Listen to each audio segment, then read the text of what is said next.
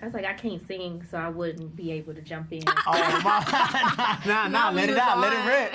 I was going in. Yeah. They'll kick me out of this interview room now. Oh, man. Nah. Love your nails, by the way. Appreciate it. Yes, yeah, amazing. Anthony, your character, I know I ain't supposed to mess with your character for real, but he had that little swagger with him. I was like, you ain't ish. Come but on. I'm kind of for you at the same time, though. Hold up. I don't know. I want you to talk bringing like a villain who, a lot of people might, resonate with a little bit as well. Yeah, I mean, that's what... He's a guy. He's a human being. The dude that just so happens to have these powers. But, he's living his life in Chicago with this group of people. He runs into Riri. He finds a kindred spirit in her. He finds somebody that he feels is on his level, is his equal, which is intriguing but also intimidating, And I think that,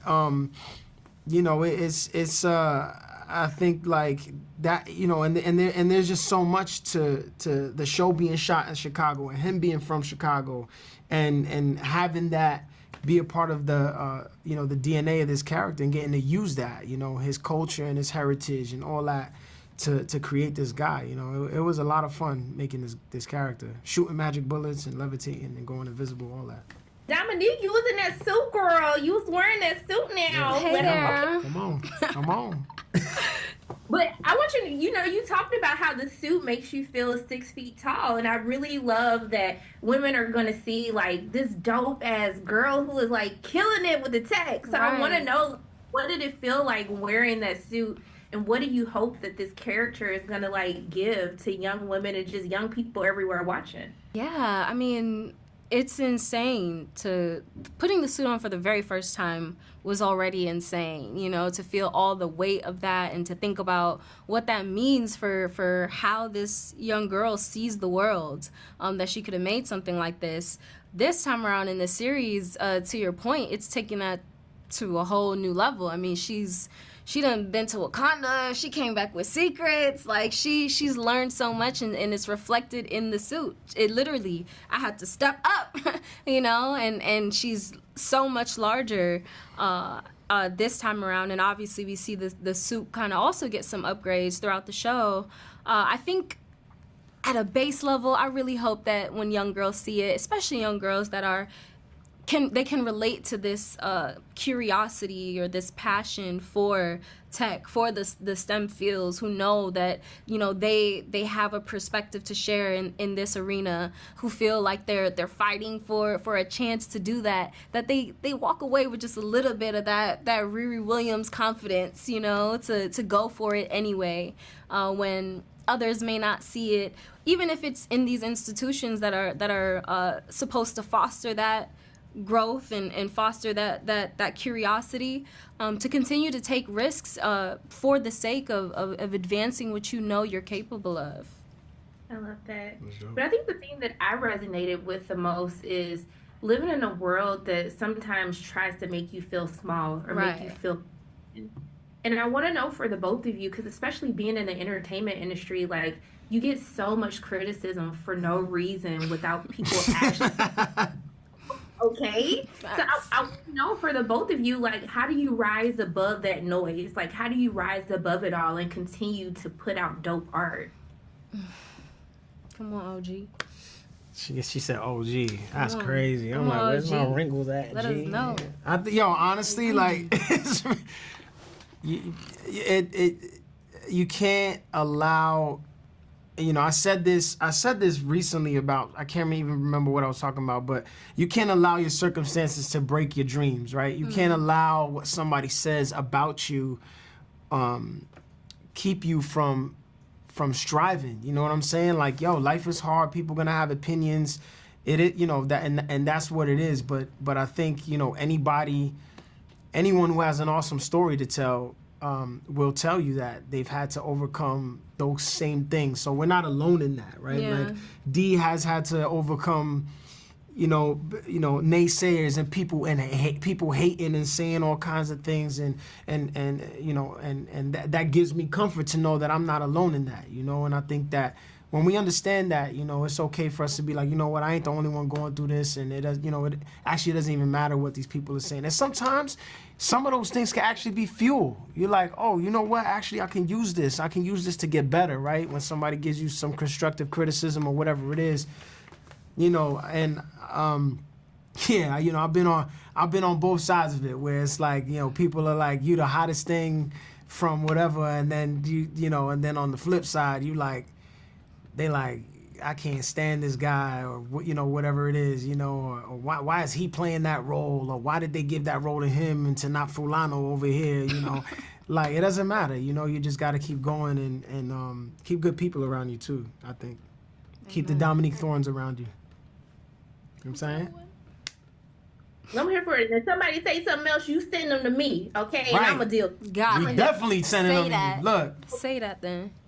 Dude.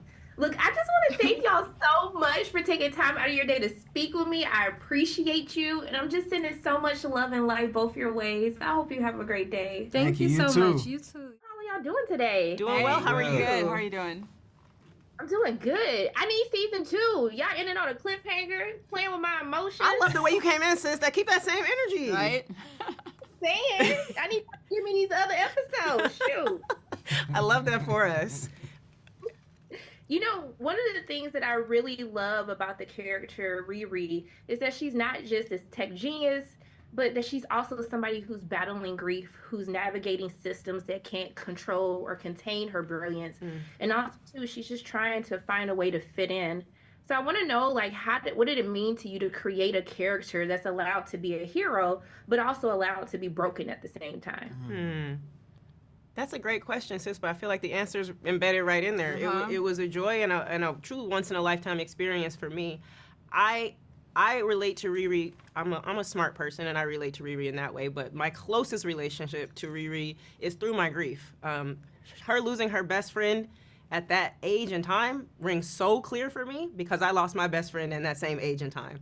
I think I'm keen to throw myself into my work and not necessarily process the grief. And so I wanted to write some things for Riri where we could at least see her make those same decisions that I make and see how that might not be the best choice for her long term, but might provide for the best drama on screen. So yeah,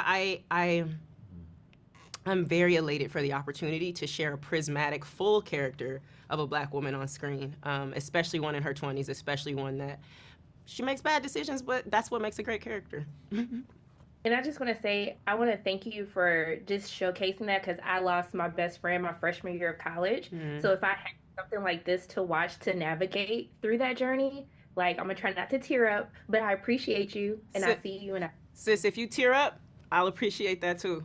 It's all safe space. I'm trying to hold it in, because when the tear drop, it's going to keep coming. I mean, well, I'm looking forward to see your art on the other side of this. Yeah, I appreciate you. But I mean, also, too, I love that we use Chicago as a backdrop. I'm a Midwest gal, and I really wanted you to talk about, you know, having this be the backdrop for the story, but also, too, directing it and making this feel like it's its own world as well. I'll leave the question to directing to you. You know, Chicago's another character, so we treated Chicago like another character, and just like the same we did with Riri, the same we did with Zay, the same we did with the Hood, we want to make sure that it's three-dimensional and not just a shot of the bean and then say that's a shot of Chicago, you know? So we made sure to hire, you know, the muralist was, you know, a Chicago muralist that did the mural of Natalie and her father. The art on the walls in Ronnie's apartment was from Chicago artists. We try to put Chicago, you know, artists on the soundtrack. You know, we try to make sure that there's, you know, Saba was one of the person who performs as a local Chicago hip hop artist. We try to make as much of that in as much detail as we could in the show. Shout out to Sam Bailey, who directed episodes 1, 2, and 3, who's from Chicago, who has a wealth of information and resources in terms of even getting people she knew in terms of acting from the local theater, theater community in Chicago. So Shea Coulee, Max Sansing. Yeah, and you know, just in terms of casting, we try to look for people from Chicago. So you know, because every town, you know, Houston is different than the Bay, is different than Atlanta, is different than DC, is different than Baltimore, is different than Philly. So to try to get as much of the authenticity as we could in, so that in real life, Dominique is not a girl genius who built an iron suit, but we got somebody who could portray that and write that into an authentic way. So we try to do Chicago the same way, is that even if everything we had wasn't necessarily in Chicago, we try to put as much Chicago as we could into the show. One of my favorite actors and characters is Lyric Ross and Natalie, and I love that Lyric looks like us. You know what I mean? Long nails, long hair, popping out here. But she's also from Chicago originally, and she's a huge MCU fan, and so Lyric really wanted to bring her best to the show at every time, and I remember looking at her like, are we getting this right? And she would say on a couple of occasions, I'm so honored. So if we got it right by Lyric, then hopefully we got it right by the rest of the world. Right, I got to wrap, but I wanted to ask you a question. I love that your art always showcases Black people as powerful, especially in a world that continues to try to make us feel small. I want to know for you as like a creative and a producer on this, how do you make sure that you continue to rise above and use your power in order to continue to make art so we can see the true value of ourselves? I think it's a lot of power in community. Like I'm fortunate to be at a time when I never had to go it alone. There's a lot of other folks who came up similarly from different backgrounds that are doing it at the same time. And for instance, Chinaka and I went to school together.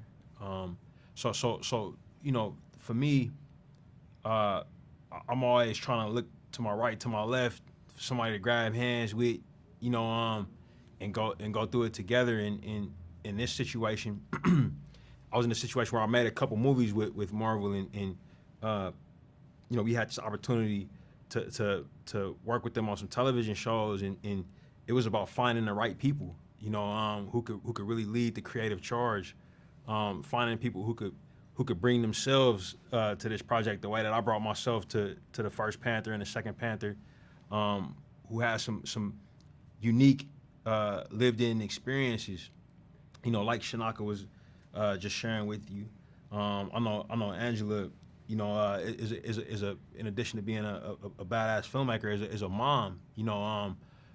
With a kid who's coming into adulthood and trying to navigate those things. So when I see the scenes that she directed, that have Riri having consequential conversations with her mom, I know that she's been there. You know what I mean? She's not reaching outward. She's reaching down within herself.